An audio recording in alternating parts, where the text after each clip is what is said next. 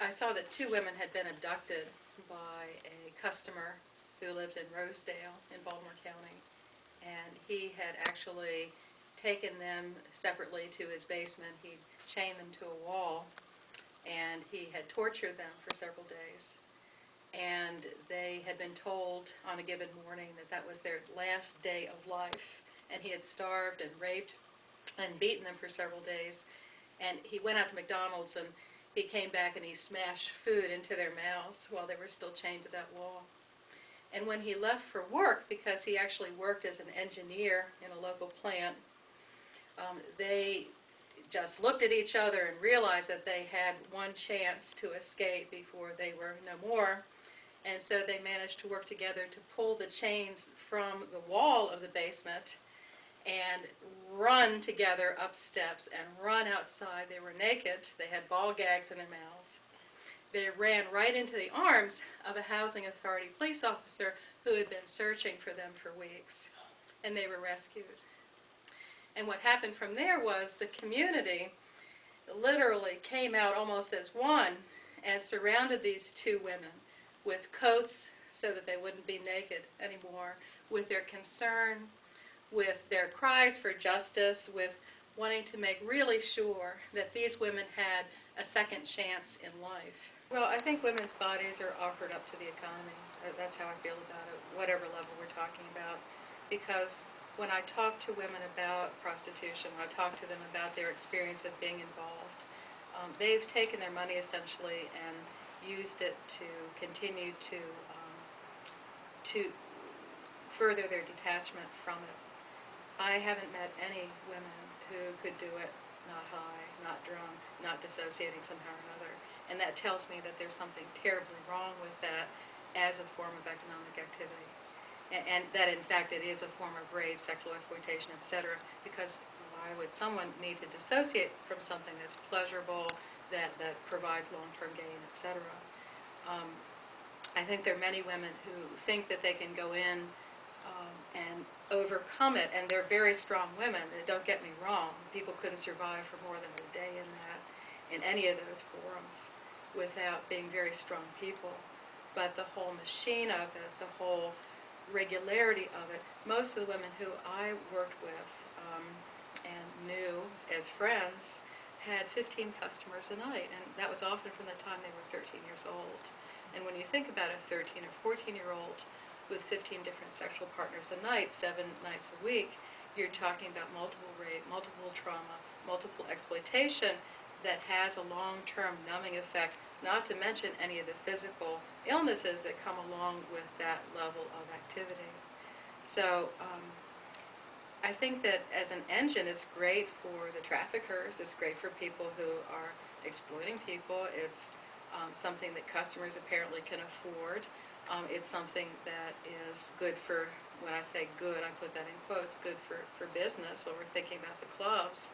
But long term, if it means the death and destruction and illness and despair of women and children, then how viable is that as a part of the economy? I think it's not viable at all. So I think there certainly is a disparity in what happens. And do I think it's a willful disparity and that the system is set up against women and for the men? I do not. But it has the effect of that very thing happening. So you have women who've been arrested multiple times, and you have the Johns who certainly have predated many, many times and have never been arrested. I used to have men who would come to my office and kind of use me as a priest confessor and would say, you know, Sid, I don't want to do this, but how else am I going to get sex? So, you know, you have this very odd system where the women really do, they're held to a certain standard of Victorian era behavior, I think, and the men, in fact, are not exactly congratulated, but it's kind of like boys will be boys and pay the fine boy and do good, find a girlfriend, and go off and have a nice life. They might do a blowjob for $2. So, you know, here they are with some guy, and they're exposing themselves, because the guys are not going to use condoms in that kind of situation, exposing themselves to whatever he has and his many previous partners have. $2. And she gets her little bit of crack, and she has her 10 minutes of feeling okay, feeling like it's going to be all right. And then she comes crashing down again and has to find a new partner. So there's that, and then there people who are trafficked, and the younger, the better in terms of the commerce. So Johns will pay $500, $1,000 for a rape of a child versus, say, $200, $300 for the exploitation of an adult woman. And kind of on it goes. It really depends on what the neighborhood is and how desperate the person who is being exploited is and how avaricious the John is, because often what they'll do is they'll offer to pay a lot, they'll take them somewhere obscure, somewhere where the women are not familiar, and they'll rape them and keep the money, push them out of the car, beat them up, chase them through fields, following them in their vehicle, shoot over their head. So it really depends. There are a few women who are often held up as examples who are able to really focus in, put their emotions to the side, and put themselves through school or put themselves into a house with that income. But the vast majority of people who I see, and I would even talk with them about their level of trauma, their need for further counseling, their relationships with partners, etc., because I've certainly heard enough on that side of it to know it's not pretty.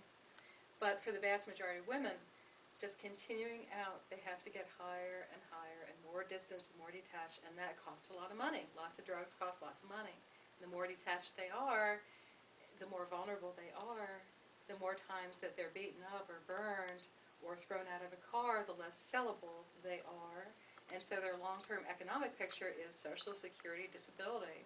That's generally where this ends up. People might think, oh, $100 a pop, et cetera, you know, that's a lot of money.